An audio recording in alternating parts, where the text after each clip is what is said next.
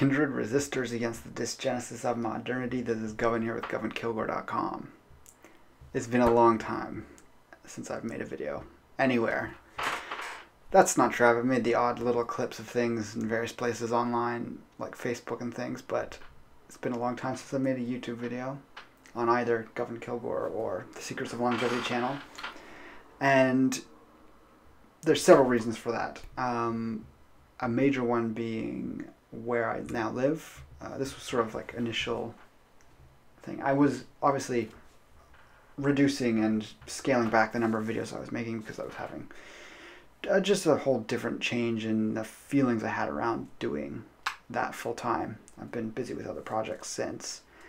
And but another factor was where I live now. I've lived here almost 3 years, and that's roughly when I stopped making videos entirely. I think I shot one video here, but it was just audio over images and things. I might have done that on my desk here.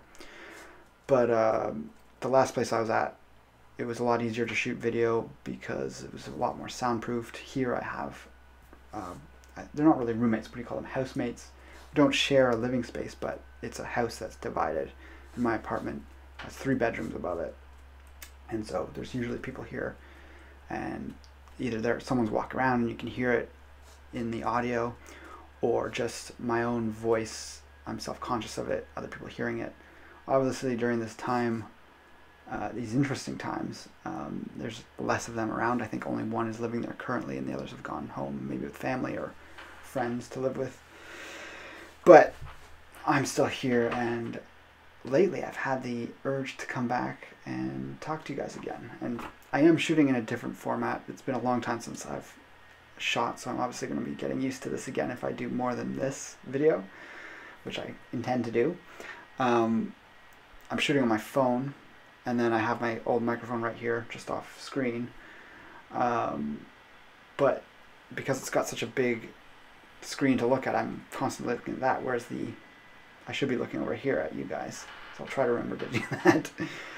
But yeah, to what degree I make videos on which channel, it'll probably just be Govan Kilgour for now. And then should I get the passion to return to Secrets of Longevity, I'll do that as well.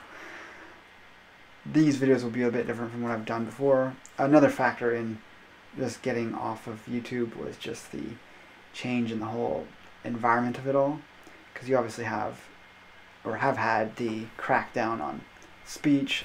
Even though I haven't made a video in 3 years, you still get ad revenue from past videos slowly over time. It starts to reduce because like overall views go down as you're not making more content and less people are going back to look at your old videos. But I do have some videos that still do well, and even then YouTube or Google or whatever comes in and whittles away at what you're making by either canceling the income you can make off a video just because of the topics you talk about in it, plus their algorithms and AI has gotten better, so they'll find things you've said in the video, and it's not necessarily tags or things you've said in the text, whether it's the title or the description of the video. That used to be what you had to watch out for, but now it's actually going back, and that's why I can't even say the word for the thing that's going on that has everyone staying at home right now.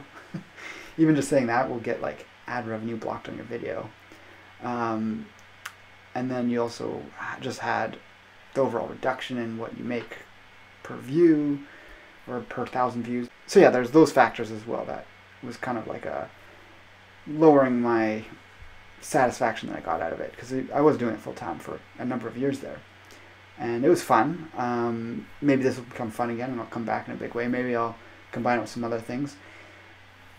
What I would say is any videos I make, I might often have a corresponding article on my site, which I would always link to below, and I'll probably talk about that in the given video. I do that as well. But overall, the topic is going to be different because I'm going to kind of stay away from things that would get my videos flagged or just not being able to be monetized. And a very keen interest I've had more recently, but also increasingly over the last few years, has been astrology. That's not something my audience would necessarily be that familiar with, but we might get some new viewers through it, or you might become interested in it just in hearing what I have to say about it. I'm definitely no expert in astrology. I'm not going to start doing astrological readings. I find it useful to look into your own natal chart, and that helps you deepen your understanding of astrology in general. What I'm interested in most, and what I will be talking about, is larger global cycles, macro cycles. It's often the outer planets, the speed at which they move is so slow that when things happen and line up with them, they're more significant in terms of the effects you see in the world of what they're causing. Or maybe it's not the planets that cause it, but maybe it's things that just line up. So it's something higher that is causing these things to line up, and the planets are just like the indicator that that's what's going on. Exactly how these things function, I don't have a specific theory on that. Certain astrologers certainly might, but I think the point is just to look at what are the ongoing correspondences you can find in these cycles. So when you see, this cycle repeats every 200 years, you can see what happens at every change and where that cycle is repeating in a different sign, depending on where it happens in the zodiac wheel. And so that's just something I wanted to sort of preface before just launching into this, because, first I wanted to tell you guys about where I've been, what I've been up to a little bit, and why I haven't been on YouTube. And we'll talk more about that as well, just in this video. But I also just wanted to give like a heads up of what I'll be talking about, just so it's not just like, boom, I'm back and I'm talking about some random thing no one's ever heard me talk about before. But I think it gives a lot of insight, and also confidence about what's happening in the world, where we're going. It often corresponds to political things, which I can't directly necessarily talk about, just like I said, the monetization stuff. But also, I haven't started it yet, but by the time I get this video up, I'm sure I'll have a Bitchute channel. Don't know what my username will be or what I'll have, but I'll stick a link for that. And we'll be mirroring everything I create. I'll put up on Bitchute as well, just to ensure that that is there as a failsafe for if and when YouTube were to shut any given video down, or even maybe eventually the whole channel. But yeah, I'm just trying to preserve that by keeping the topic, I guess, somewhat family friendly. So if I do get into anything more political again, it'll be over on there, or whatever other video hosting platforms I might find in the future. But yeah, the things I wanted to say about astrology, you might have to have some background in understanding some of the basics. So I'd always recommend, instead of just like asking basic questions, a lot of these things are quicker to Google or use a better search engine maybe than Google, just because Google's also the one screwing up YouTube. But, the CEO of Google did step down back in December, which is interesting. I'm not sure if it was both of them or just Sergey Brin, but there's definitely some interesting things going on in the world right now. And that'll be definitely a topic as well, just what could be behind these people stepping down and what movements relate to in terms of their astrological founding and what they represent in the wheel, in the zodiac wheel. Because the zodiac wheel is really a set of 12 archetypes, and there's so many different things within those archetypes. It's like peeling back layers of an onion as you deepen your understanding of these things. For me, I've really liked it because it transcends any tradition. I've looked at and explored different metaphysical traditions and practices, and astrology is definitely something that you see throughout them all. And I think that's what a lot of us who don't necessarily have a fixed ideology, spiritually speaking, I think that's what we like to see, is we're looking and seeking for something that has like truth within it. And when you start looking at what this corresponds to when we're talking about astrology and these signs, you also have the elements within that. There's a lot of different layers and different perspectives in how you can view things through it. So my computer's heating up there. I hope it doesn't disrupt the audio too much. I actually shot this video already, but totally messed up the audio because this mic here, that, again, it's the old Yeti mic. I didn't have it, it was on and it was plugged in, but I didn't have it activated. I never had to do that before. Back when I was shooting videos, it was always just automatically on when it was plugged in, and that was like the preferred mic that the computer connected to. So I shot this like huge video because I actually combined two videos, which I'm going to keep separate here. It was like 40 minutes of shooting, and the whole thing was trash. So yeah, there might be some relearning of some of the basics of technology as I get reacquainted with this. I think I've got an alright setup here. I might have to get some more stuff in there, fill out the bookshelves a bit. Got these other shelves here. The apartment I'm at here, it's been great, but yeah, it's just the downside is that it's difficult to shoot. So I have to be careful about the timing of day I shoot, whereas before I would often shoot at like 2 or 3 in the morning. That's when my brain was like most, I guess, active and clear. Whereas here, I think, what am I shooting at now? It's like 9 o'clock at night, which is fine for me. It's better than earlier in the day. But I can't go too much later because, again, there's people upstairs and sound travels through the vents and even through the walls a lot easier than it did at past places I've always shot videos at. For anyone curious, if you are familiar with astrology, I'll just talk a little bit about my own chart. Basically, when you get into more than just your sun sign is, I think, where you start to see where and how astrology can be quite insightful. Not just for yourself, but for like these other things where they're looking at events and the world, the chart of the moment, meaning like what's the chart right now in the world and what's influencing the world, but also you can look at the chart of past events. And for myself, I'm Taurus Sun. Birthday's coming up not too long here in this lovely time of solitude.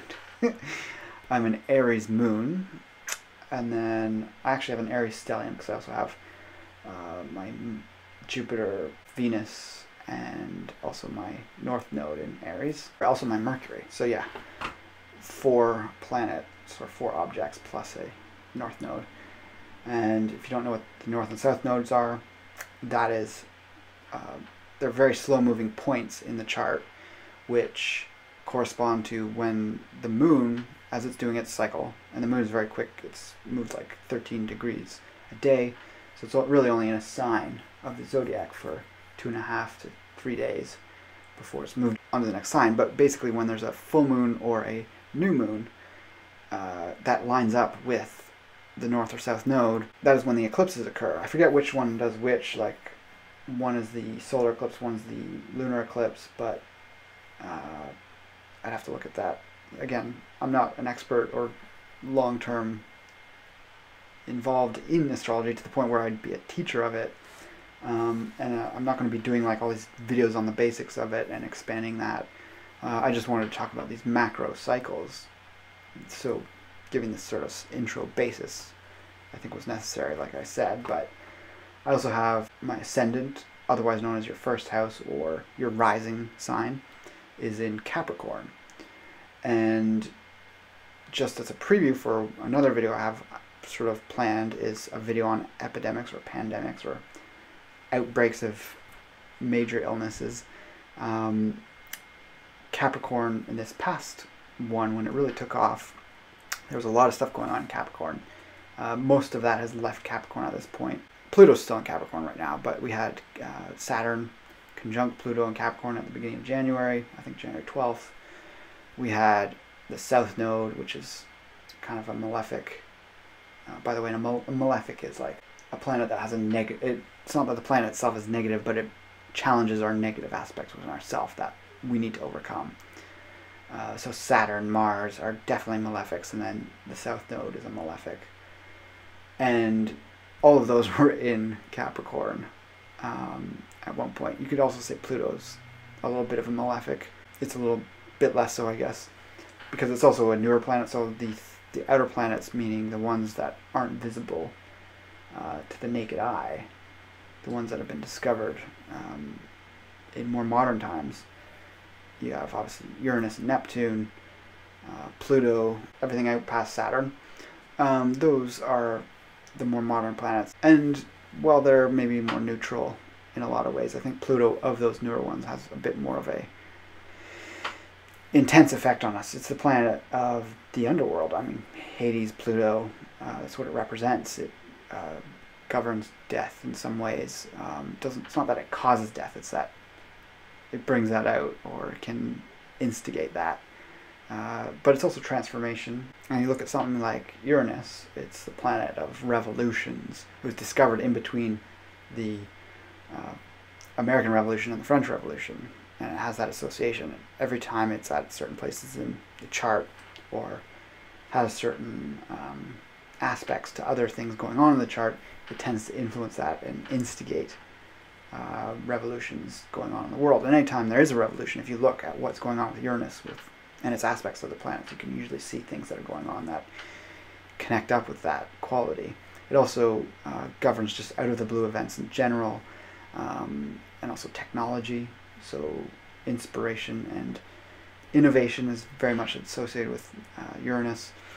The Neptune is much more associated with like creativity, dreams, mystical side of things. And I forget what I was getting into those planets for. I just start riffing on that. But yeah, my own chart, Capricorn. Yeah, that's how I got into that.